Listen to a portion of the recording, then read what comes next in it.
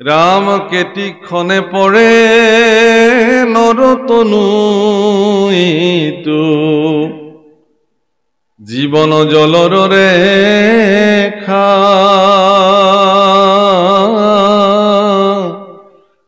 সততে চিন্তিও কৃষ্ণৰ চৰণ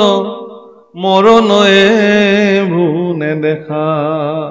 ভগৱানৰ চৰণ চিন্তা কৰিবলৈ কৈছে কেটিক্ষণেৰ পৰে নৰতনু কোনো ক'ব নোৱাৰে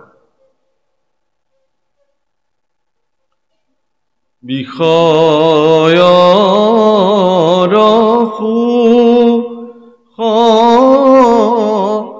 শুকৰ কহু পাইয়াৰে হৰি পদ সেৱা মানৱী বিনে নাই নাম পৰম ধন চিন্তহু মন ভাইয়াৰে তনু চিন্তামণি বিফল যায় এইটো তনু চিন্তামণি প্ৰভু কল এই শৰীৰটো মনুষ্য শৰীৰটো বৰ সাধাৰণ নহয় ভগৱানে নিজৰ স্বৰূপ দৰ্শন কৰিবলৈ হেনো মানুহক জন্ম দিছে মানুহ নামৰ শৰীৰটো নিৰ্মাণ কৰিছে তেওঁ নিজক চাবৰ কাৰণে যে মই এনেকুৱা নিজৰ স্বৰূপ দৰ্শন কৰিবৰ কাৰণে মানুহৰ সৃষ্টি গতিকে মানুহৰ দ্বাৰা কৃত কৰ্ম ঐশ্বৰিক হ'ব লাগে মানুহে অনিশ্বৰযুক্ত কৰ্ম কেতিয়াও মানুহৰ দ্বাৰা সাধন হ'ব নালাগে যাক মানুহে নৰাধম বুলি ক'ব পশুতুল্য বুলি তুলনা কৰিব যাতে নোৱাৰে কাৰণ আপুনি মানুহটো গতিকে আপোনাৰ পৰা যি চিন্তা প্ৰসূত হ'ব আপোনাৰ দ্বাৰা যি কৰ্ম সম্পাদিত হ'ব সেই কৰ্ম ঐশ্বৰিক কৰ্ম হ'ব লাগে কাৰণ ঈশ্বৰৰ স্বৰূপ আপোনাৰ তাতে ঢালি বাকি দিছেতো সেইকাৰণে আপোনালোকক অমৃত সন্তান বোলা হৈছে শৃণ্বন্তু বিশ্ব মনুষ্যম অমৃতস্য পুত্ৰাঃ মানুহ অমৃতৰ সন্তান গতিকে অমৃত সন্তান মানুহৰ দ্বাৰা যি কৰ্ম সম্পাদিত হয় সেই কৰ্ম সৰ্বদা কল্যাণকাৰী হ'ব লাগে আৰু সঁচাকে পৃথিৱীৰ যিমান জীৱ জগতত যিমান বস্তু আছে সকলোৰে কল্যাণ কৰিবৰ পৰা সামৰ্থ্য বুদ্ধিমত্তা মানুহৰ তাতে থাকে সেইকাৰণে সততে চিন্তিয় কৃষ্ণৰ চৰণ এই নৰতনু কেতিয়া শেষ হয় কোনেও ক'ব নোৱাৰে জীৱন দুদুনীয়া আমিতো গোৱালপৰীয়া মানুহ আমাৰ গোৱালপৰীয়া ভাষাত আমাৰ লোকসংগীতত খুব ধুনীয়াকে কৈছে টাকা পয়সা ভিতার বাড়ি জীবন গেলে সব রইবে হে পরি সঙ্গের সাথী কেউ তোর হবে না এই ভব নদী কেমনে হইবে পাহাড় ওই একবার হরি বলো মন বাহারে বার বেলা ডুবিলে হবে রে অন্ধকার বেলা ডুবিলে হবে রে রাত্রি সঙ্গে নাই তোর সঙ্গের সাথী কেউ তোর হবে না ওই একবার হরি বলো মন রসনা মানৱ দেহেৰ গৈৰৱ কইৰ না এটা মাটিৰ ভাণ্ডৰ যেনেকে কোনো নিৰাপত্তা নাই থংকে পৰিলে ভাঙি চিঙি চুৰমাৰ হৈ এটা মাটিৰ কলহ যিদিনাখন ভাঙি যায় তাক আৰু পুনৰ গঢ়িব নোৱাৰে গঢ়িবৰ কাৰণে এটা প্ৰক্ৰিয়া আছে সি বহুকাল বছৰ আৰু মাটিত বিলীন হৈ মাটিত জিন গৈ মাটি হৈ যাব লাগিব তাৰ পিছতহে তাক আকৌ গঢ়িব পৰা যায় এই মনুষ্য জীৱনটো এটা পূৰ্ণ ঘট কিন্তু ই মাটিৰ নিৰ্মিত ই যদি ভাঙি যায় খণ্ডিত খণ্ড হৈ যায় ইয়াক পুনৰ গঢ়াৰ উপায় নাই সি 84 নৰক জুনি ভ্ৰমি যদি উপজীব্য হয় তেতিয়াহ'লে পুনৰ এবাৰ আকৌ মনুষ্য জন্ম তেওঁৰ জীৱনত প্ৰাপ্তি হ'বও পাৰে নহ'ব পাৰে সেইকাৰণে মনুষ্য জীৱনক কি বুলি কৈছে দুৰ্লভ মনুষ্য জন্ম খেনথৰে নপায় বা পুনো আকৌ ইমান সোনকালে ইয়াক পাব বুলি আপুনি আশা নকৰাই ভাল পাইছে কাৰণে মনুষ্য জীৱনৰ সাৰ্থক কৰ্ম আপুনি আপোনাৰ জীৱনত সাধন কৰি যাবই লাগিব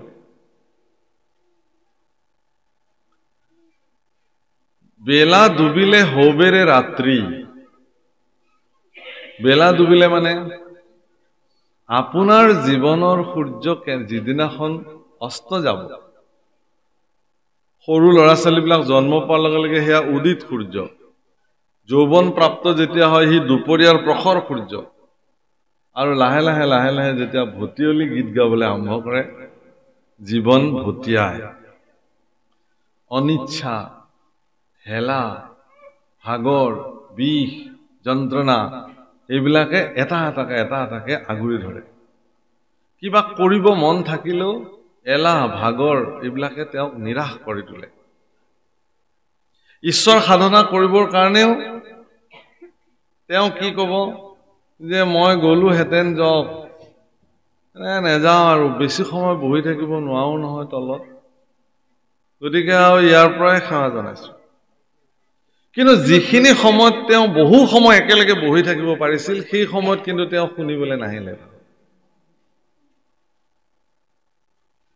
যিটো সময়ত তেওঁ ঘণ্টা ঘণ্টা জুৰি মাটিত বহি ঈশ্বৰৰ সাধন কৰিব পাৰিছিলে সিদিনাখন কিন্তু তেওঁৰ মন মানসিকতাত কোনেও জাগ্ৰত কৰি নিদিলে যে তোমাৰ শক্তি সামৰ্থ্য থাকোতেই তুমি এই কৰ্ম কৰি লোৱা সকলোৰে ধাৰণা এটাই হ'ল যে ধৰ্ম কাৰ্য বৃদ্ধ কালত কৰিব লাগে গতিকে বৃদ্ধ কালত আমি কৰিম কিন্তু ঈশ্বৰ পুৰুষে ইয়াৰ হিচাপো দি থৈছে মহাপুৰুষে ইয়াৰ হিচাপ দিছে ধুনীয়াকৈ প্ৰহ্লাদ চৰিত্ৰ ও মনুষ্যৰ আয়ু শত বৰিষ সংখ্যাত অৰ্ধে কবি ফলে যাই জানিবা নিদ্ৰাত 100%ৰ 50% 50% টোপনিতে যায়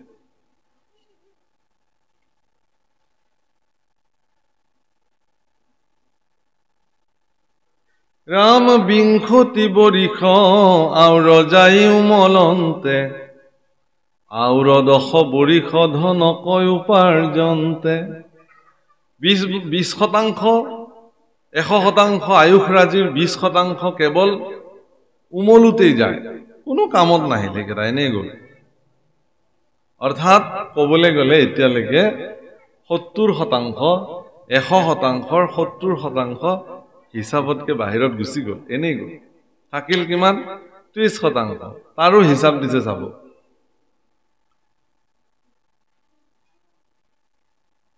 80% গ'ল আকৌ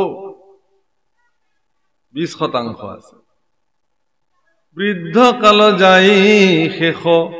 বৰিষ বিংশতি একো কাৰ্য সাধিবাক নথাকে শকতি 20% বৃদ্ধ কালত যায় আৰু সেই বৃদ্ধ কাল সময় কোনো এটা কাম সঠিকভাৱে কৰাৰ তেওঁৰ কোনো ধৰণৰ মানসিকতা আৰু নাথাকে ঈশ্বৰ সেৱাৰ সাধন কেতিয়া কৰিব আপুনি ধৰিও কুমাৰ কালে ভাগৱত ধৰ্ম অলপতে দেখিলো যে কোনোবা এজনে সোশ্যাল মিডিয়াত এটা কথা কৈছে এই শিশুবিলাকে আজিকালি ভাগৱত পাঠ কৰিবলৈ লৈছে ইহঁতে বেপাৰ কৰিবলৈ লৈছে ভাগৱত পাঠ কৰা বিলাকে বেপাৰ কৰিবলৈ আৰম্ভ কৰিছে এটা শিশু এটাই বাৰু ভুলে শুদ্ধ ভাগৱত ক'বলৈ আৰম্ভ কৰিছে ঈশ্বৰ সাধনা কৰিবলৈ আৰম্ভ কৰিছে আমি বিলাকে প্ৰেৰণা দিব লাগে ডেকা ল'ৰা এটাই যেতিয়া নামঘৰলৈ ধুতি সাজ পিন্ধি কৃষ্টি ৰক্ষা কৰিবৰ কাৰণে ধৰ্ম সাধন কৰিবৰ কাৰণে নামঘৰলৈ আহে আমি তেওঁক প্ৰেৰণা দিয়াটো উচিত তেওঁ যদি ভুল কৰে বয়োজ্যেষ্ঠসকলে সেই ভুলখিনিক খুব মৰমেৰে শুধৰাই দি তেওঁ যাতে সেই কাৰ্যত প্ৰৱৰ্তি থাকে তাৰ কাৰণে প্ৰেৰণা দিয়া উচিত আমি যদি নিৰাশ কৰি পেলাওঁ, এতিয়া সি যদি কাৰণ তাহাঁতৰ মনবিলাক হ'ল কি শিশু অৱস্থাত, কৈশোৰ অৱস্থাত, যৌৱন অৱস্থাত মানুহৰ মনবিলাক এনেকুৱা ক্ষিপ্ৰ গতিত চলি থাকে, কিবা এটা কৰিব লাগে। যদি এইটো কৰিব নোৱাৰে সেইটো কৰিব, তেতিয়া গৈ কোনোবা দুষ্টৰ সংগ ল'ব, মদ ভাং খাব, কিবা খাব, তেতিয়াওতো আপুনি ক'ব। এতিয়া কৰিব কি? সেইকাৰণে এনেধৰণৰ নিৰাশাজনক কথা সমাজত কেতিয়াও পৰিব্যাপ্ত কৰিব নালাগে। আপোনাৰ সন্তানে যদি ঈশ্বৰ কৰ্মত পঢ়া শুনা তাৰ যিখিনি দৈনন্দিন কৰ্ম সেইখিনি কৰি যোৱাৰ সমসাময়িকভাৱে যদি তেওঁ ঈশ্বৰ সেৱা কৰিছে, ভক্তি, তাৰ ফলত তেওঁৰ লাভ কি হ'ব? প্ৰশ্ন এইটো যে ঠিক আছে বাৰু তেওঁ ধৰ্ম কৰিলে, আধ্যাত্মিক জ্ঞান তেওঁৰ প্ৰাপ্তি হ'ল, তাৰ কাৰণে লাভ কি হ'ব? লাভ এইটোৱেই হ'ব যে আপুনি পিতৃ হিচাপে আপোনাৰ সন্তানৰ পৰা আপুনি উচিত সেৱা গ্ৰহণ কৰিব পাৰিব, প্ৰাপ্তি কৰিব পাৰিব। কাৰণ এগৰাকী আধ্যাত্মিক গুণসম্পন্ন সন্তানে গুৰুৰ প্ৰতি কেনেকৈ শ্ৰদ্ধা জনাব লাগে, পিতৃ মাতৃৰ প্ৰতি কেনেকুৱা সেৱা আগবঢ়াব লাগে, সজ্জনৰ প্ৰতি কেনেধৰণৰ নৈতিক স্থিতি ৰাখিব লাগে, বয়োবৃদ্ধ লোকসকলৰ প্ৰতি সৎকাৰী মনোবৃত্তি কেনেকৈ আনিব লাগে, এই কথা আধ্যাত্মিক গুণসম্পন্ন ব্যক্তি এগৰাকীয়ে জানে, সন্তান এটাই জানে। যিখিনি কথা কোনো বিশ্ববিদ্যালয়ত শিকোৱা নাযায়, কোনো বিশ্ববিদ্যালয়ত, আমাৰ উজনি অসমৰে ঘটনা, ষ্টুডেণ্টছে নিজৰ শিক্ষকক মাৰি পেলালে। এনেকুৱা মানসিকতা কেনেকৈ সৃষ্টি হ'ল? শিক্ষা গুৰু। এনেকুৱা ভয়ংকৰ পৰিস্থিতি আমি দেখিম বুলি সপোনতো ভবা নাছিলো। নিজৰ সন্তানে মাতৃক মাৰি পেলালে, এনেকুৱা ভয়ংকৰ পৰিঘটনা। এইবোৰ কিহৰ কাৰণে হৈছে? এইবোৰ যান্ত্ৰিক মানসিকতাৰ কাৰণে। যান্ত্ৰিক মানসিকতাৰ পৰিণাম কি জানে? যান্ত্ৰিক মানসিকতাৰ শ্ৰেষ্ঠ পৰিণাম হ'ল আত্মহত্যা কৰে। যিখন সমাজত আত্মহত্যাৰ পৰিমাণ বাঢ়ে, জানিব যে তাত যান্ত্ৰিক জ্ঞানৰ সংখ্যা বাঢ়িছে, আধ্যাত্মিক জ্ঞানৰ সংখ্যা কমিছে। বিবাহ বিচ্ছেদৰ দৰে ভয়ংকৰ পৰিঘটনা সমাজত যেতিয়া বৃদ্ধি পাবলৈ ধৰে, বিচ্ছেদৰ ঘটনা, পিতৃৰ পৰা পুত্ৰ বিচ্ছেদ হৈ গৈছে, পত্নীৰ পৰা পতি বিচ্ছেদিত হৈ গৈছে, বন্ধুৰ পৰা বন্ধু বিচ্ছেদিত হ'বলৈ আৰম্ভ কৰিছে, গুৰুৰ পৰা শিষ্য বিচ্ছেদিত হ'বলৈ আৰম্ভ কৰিছে। এনে বিচ্ছেদিত পৰিঘটনা যদি সমাজত হ'বলৈ আৰম্ভ কৰিছে, জানিব যে তাত ঋণাত্মকতাৰ প্ৰভাৱ বাঢ়িছে, ধনাত্মকতাৰ প্ৰভাৱ কমি আহিছে।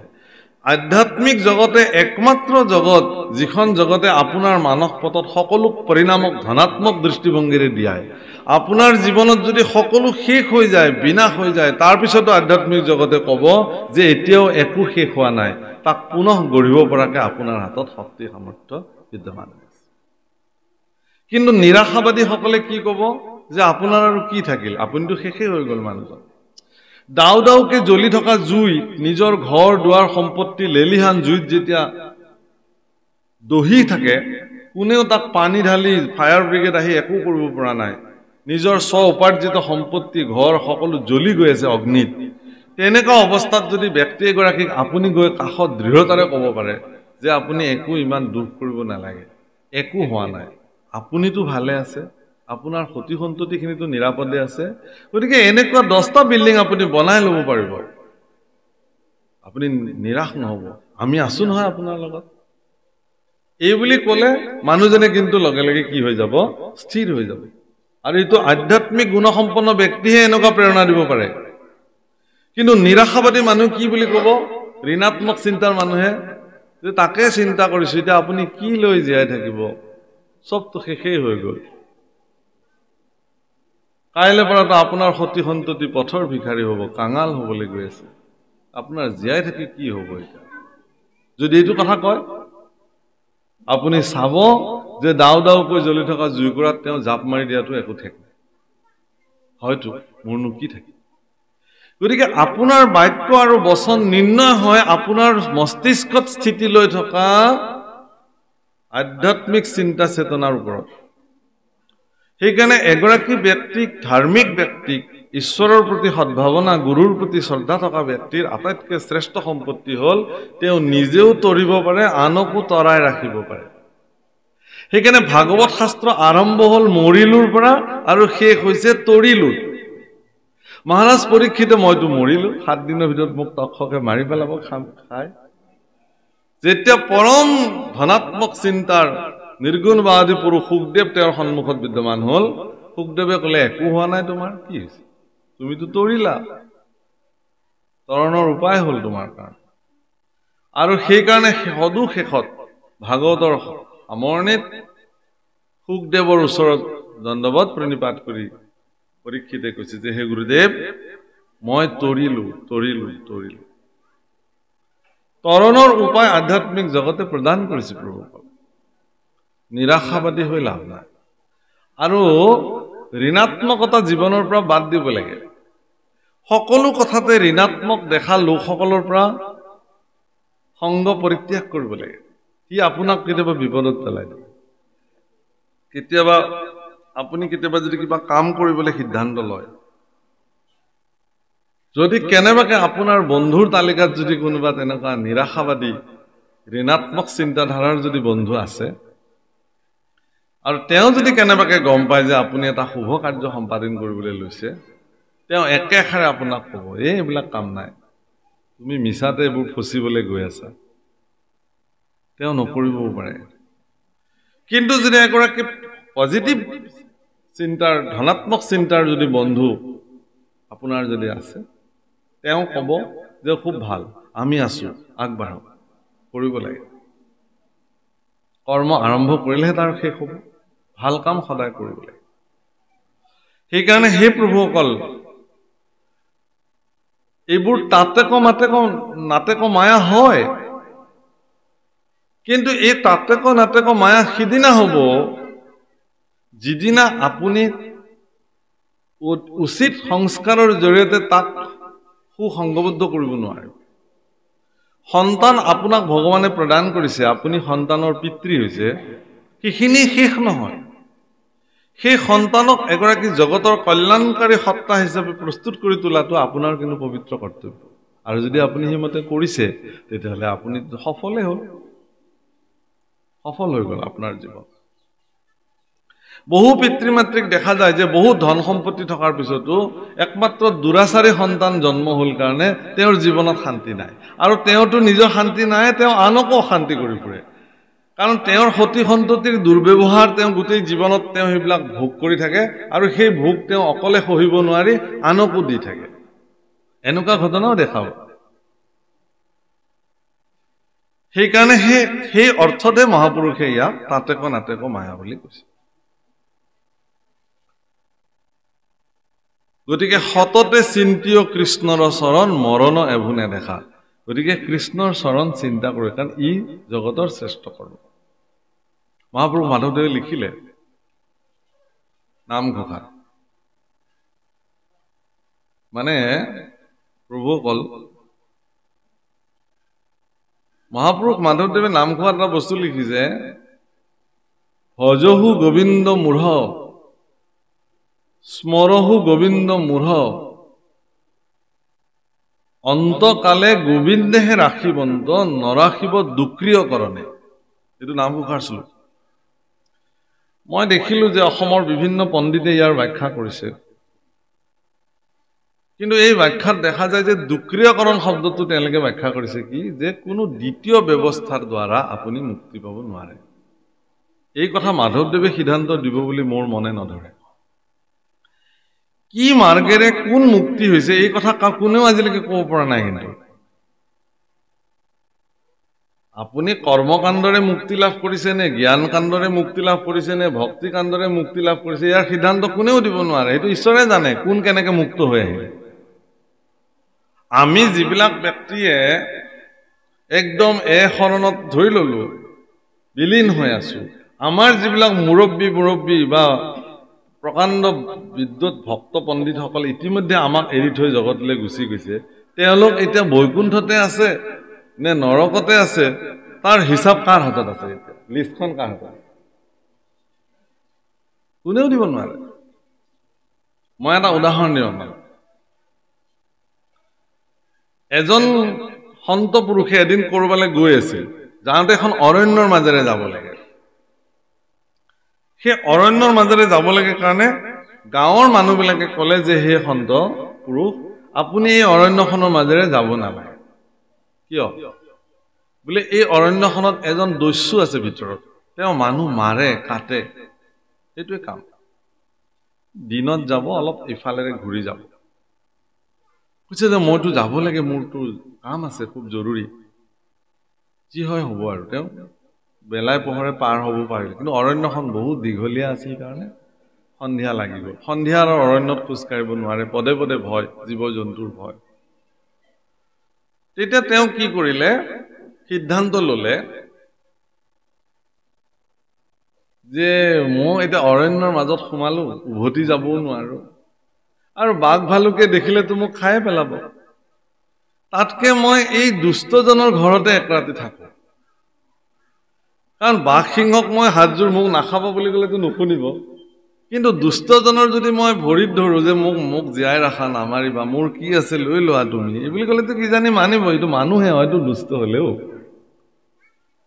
এই বুলি দুষ্টজনৰ ঘৰলৈ বীৰ দৰ্পে তেওঁ গৈ থাকিলে দুষ্টজনে বাহিৰত দেখিছে যে বাঘ এইজন কোন মোৰ নাম শুনিলে মানুহ ভয়ত পলাই পত্ৰং দিয়ে এইজনে ইমান নিৰ্ভীকভাৱে মোৰ ওচৰলৈ আহি আছে এই মানুহ নহয় এইজন মানুহ হ'বই নোৱাৰে এইজন কোনোবা দেৱপুৰুষ ঈশ্বৰ পুৰুষ শক্তিবান পুৰুষ মোতকেও শক্তিবান হ'ব লাগিব এই কথা ভাবি সেই দুষ্টজনে আগবাঢ়ি আহি পেলাই তেওঁক প্ৰণাম জনালে প্ৰণাম হে সন্তজন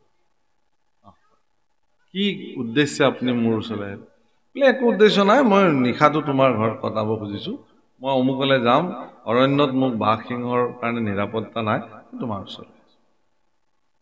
দুষ্টই ভাবিলে মোক পৰীক্ষা কৰিবলৈ আহিছে আৰু বা কি কৰে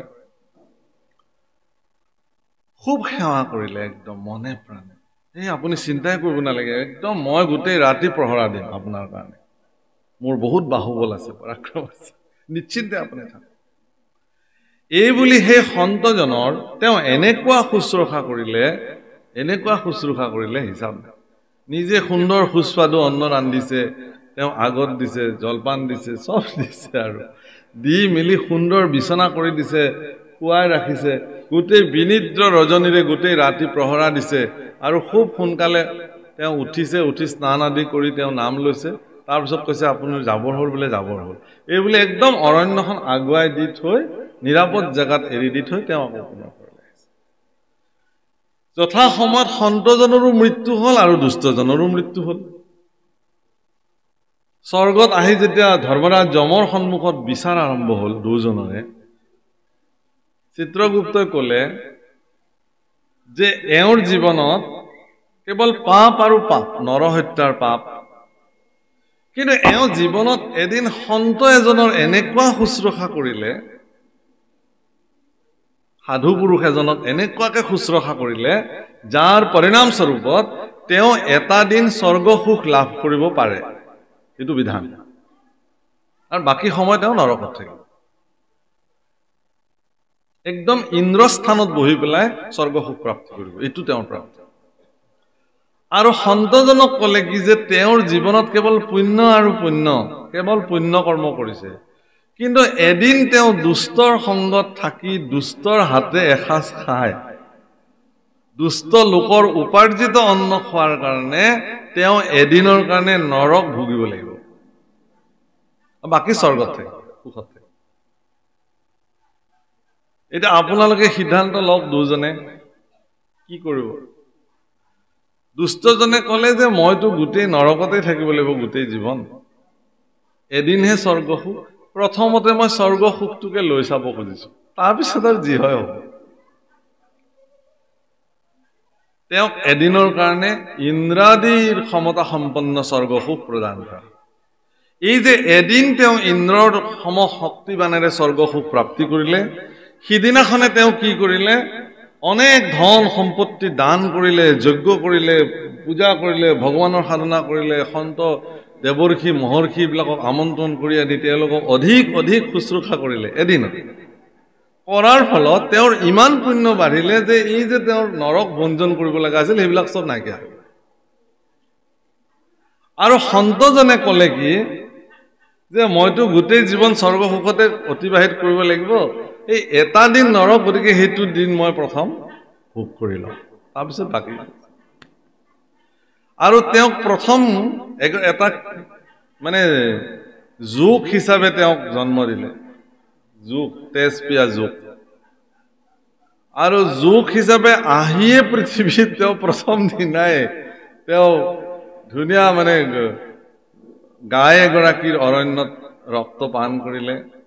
সন্ত হৈও তেওঁৰ আত্মাই গৌ ৰক্ত পান কৰিলে, যাৰ কাৰণে তেওঁ ৰৌৰৱ নৰকত আৰু পতিত হ'বলগীয়া হয়। দিনক দিনে তেওঁৰ নৰকৰ সংখ্যা বাঢ়ি যাবলৈ ধৰিলে, যে তেওঁৰ স্বৰ্গ সুখ আৰু তেওঁৰ জীৱনত প্ৰাপ্তি।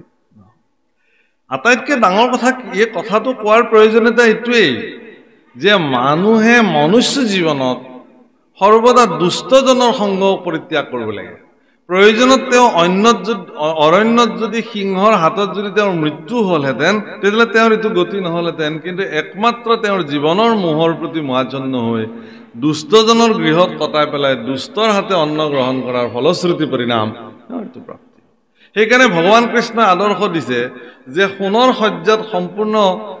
ব্যয়বহুল ব্যৱস্থাৰে কৰাৰ পিছতো তেওঁ দুৰ্যোধন দুঃশাসনৰ সুখ গ্ৰহণ নকৰি বিদুৰৰ দৰে দুখিত জীৱনতো তেওঁ এটা নিশা কটাই পিছদিনা তেওঁ দ্বাৰকালে ভ্ৰমণ বা অৰ্জুনৰ ওচৰলৈ গমন কৰিছে। দুষ্টজনৰ সংগ সৰ্বদা পৰিত্যাজ্য। প্ৰভু অকল মনত ৰাখিব, সন্তৰ সংগ সাধু সংগ জগতত সাৰ, সাধু সংগ অনুসৰা শ্ৰৱণ কীৰ্তন কৰা পৰিহৰা পাখণ্ড আচাৰ। এই যিটো কৈছে যে গোবিন্দ ভজহু গোবিন্দ মূঢ় স্মৰহু গোবিন্দ মূঢ়, অন্তকালে গোবিন্দেহে ৰাখিবন্ত নৰাখিব দুক্ৰিয়কৰণে। এই দুক্ৰিয়কৰণ শব্দটোৰ অৰ্থটো হ'ল কি যে ই এটা সংস্কৃত ব্যাকৰণৰ সূত্ৰ। এজন ব্ৰাহ্মণ পণ্ডিতে, তেওঁ উদাসীন ব্ৰাহ্মণ আছিলে, ত্যাগী ব্ৰাহ্মণ আছিলে, বিবাহ বাৰু কৰা নাছিলে। কিন্তু ৮০ বছৰৰ পিছত তেওঁৰ মনলৈ এটা ধাৰণা আহিল যে মই সংসাৰখন কৰাই ভাল। এই বুলি তেওঁ বিবাহ কৰিবলৈ মন মেলিলে ৮০ বছৰ বয়সৰ পিছত। সেই সময়ত এটা নিয়ম আছিল, এইটো শংকৰাচাৰ্যৰ দিনৰ ঘটনা। সেই সময়ত খুব কঠোৰ নিয়ম আছিল এইটোৱেই যে ব্ৰাহ্মণ পণ্ডিতসকলে যেতিয়া ব্ৰাহ্মণৰ কন্যা বিবাহ কৰাবৰ কাৰণে কইনা চাবলৈ ঘৰলৈ যায়, ছোৱালী চাবলৈ, তেতিয়াহ'লে ব্ৰাহ্মণৰ কন্যাবিলাকে ব্ৰাহ্মণ পুত্ৰবিলাকক ব্যাকৰণৰ সূত্ৰ সুধিছিল এখন কাপোৰৰ আঁৰৰ পৰা। আৰু সেই ব্যাকৰণৰ সূত্ৰসমূহ যথোচিতভাৱে যদি উত্তৰ দিব পাৰে তেতিয়াহে তেওঁৰ লগত তেওঁ বিবাহ আছিলে। সেইকাৰণে পাণিনি আদি সকলো ব্যাকৰণৰ সূত্ৰ তেওঁলোকৰ কণ্ঠস্থ আছে। ব্ৰাহ্মণ পণ্ডিতসকল গুৰুকুলত এইবোৰ শিক্ষা তেওঁলোকে গ্ৰহণ কৰিছে। কথাটো এইটোৱেই যে ব্ৰাহ্মণসকলে যিহেতু প্ৰবক্তা ৰূপে জীৱন অতিবাহিত কৰিব লাগিব, যদি তেওঁ সূত্ৰই নাজানে, সংস্কৃতে নাজানে, দেৱভাষাই যদি তেওঁ নাজানে, শাস্ত্ৰৰে যদি জ্ঞান নাই, তেওঁ কেনেকৈ মোক ৰাখিব পত্নী হিচাপে? সেইকাৰণে তেওঁ পুনৰ সূত্ৰসমূহ মানে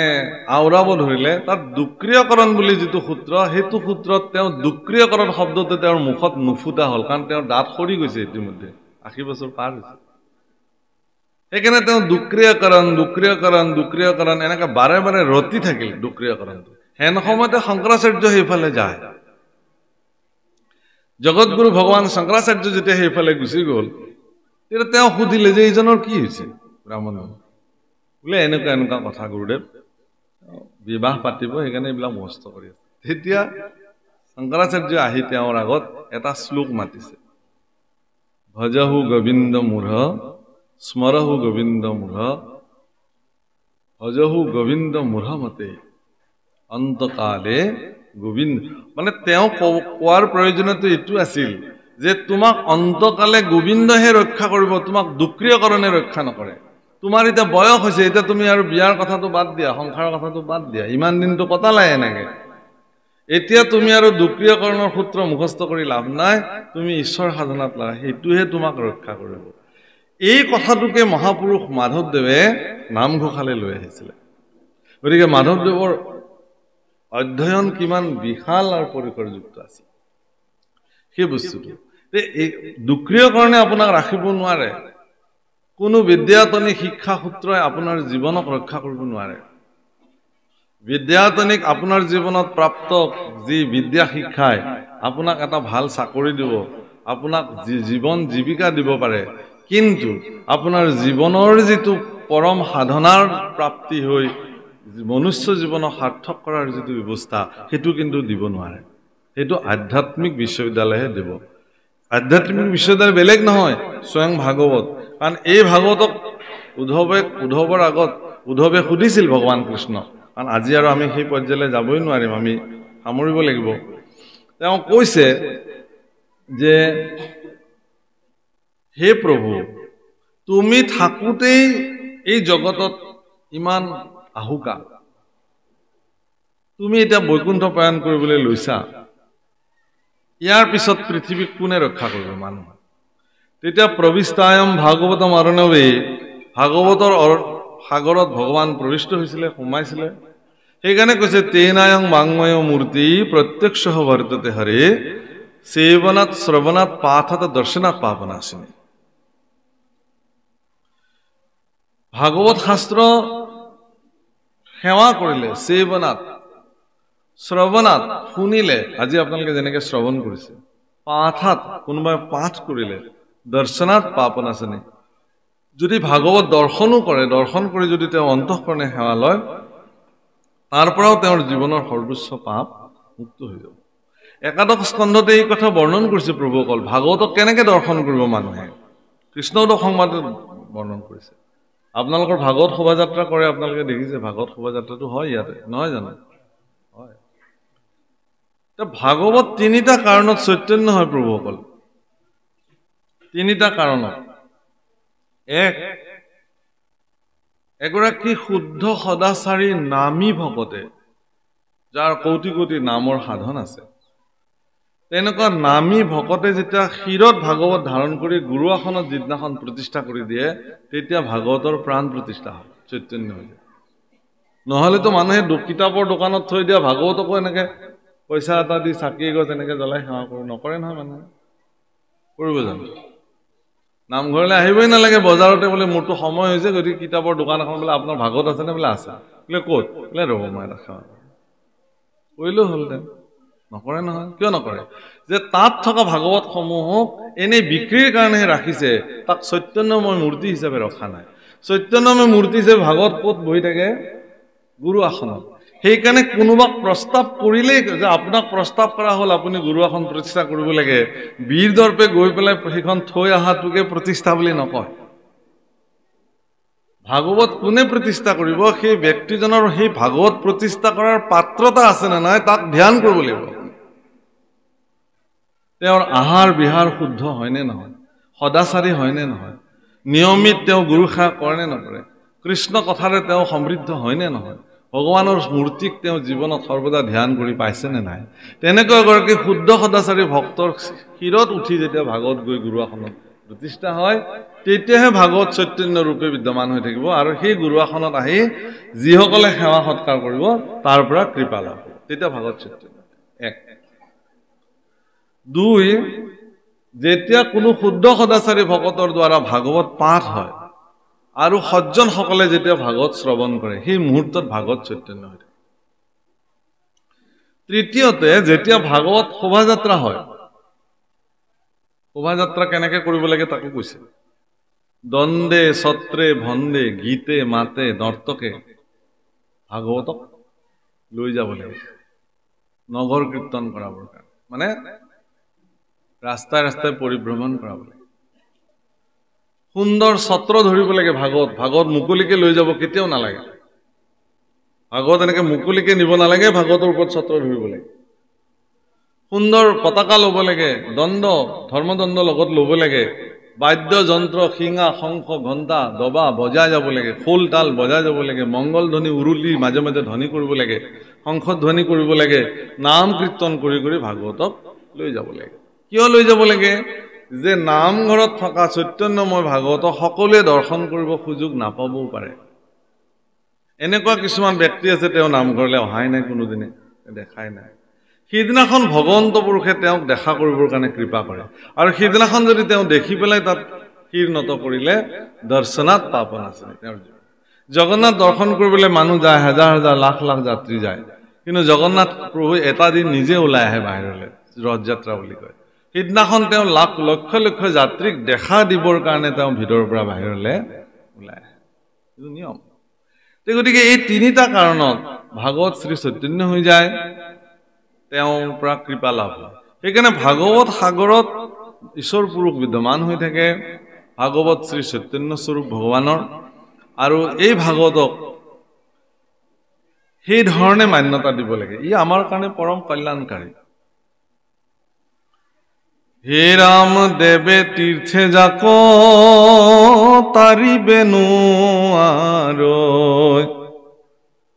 পাতে কত গৈলা তল হৰি নাম পাইলে তেখনে উধাৰে দেখা ভকতিৰ বল